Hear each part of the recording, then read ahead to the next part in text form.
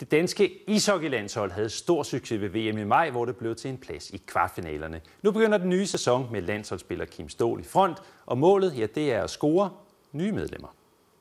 I dag er det Herlev, hvilket jeg glæder mig utrolig meget til. Det er jo min barndomsklub, så jeg tror, der bliver fart på i dag.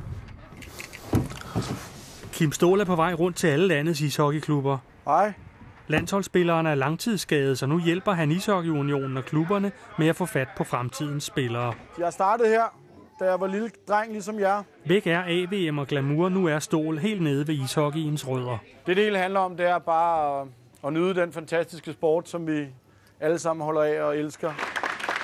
Jeg fik et helt chok, da jeg skulle snakke op i min gamle klubrum, hvor der var så mange ansigter, der lige var peget mod en, så det bliver spændende.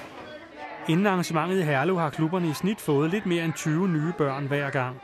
I dag kom der 43, og for en sport med kun 2.000 ungdomsspillere bliver det til noget. Har du prøvet at løbe på skøjter før? Ja, det lyder godt. Det er ikke kun for at få dem ind, det er også for at fastholde dem. Det vil sige, at vi skal have børnene ind, og vi skal have deres forældre ind, og så skal vi sørge for, at de får en god oplevelse.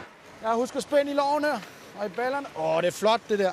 Han har sådan en god, positiv udstråling, og han er glad for at lege med børnene på isen, så det er helt klart en gevinst. Børnene kender måske ikke så meget til Kim Ståhl, men det gør forældrene, og selvom VM-kvartfinalen ligger 4 måneder tilbage, stammer meget af interessen derfra. Ja! Alle forældrene og alle nye forældre har selvfølgelig et helt andet blik på det, når der bliver sagt dansk ishockey, og de ser logoet, og det er helt klart, at den stadig summer. Herlevs børn fik 3 timer med en af dansk ishockeys mest fremtrædende spillere. Og med den succes, værvekampagnen har haft foreløbig, tyder det på, at Danmark får mere end 20% flere ungdomsspillere. Skal du prøve igen? Ja. Det lyder godt.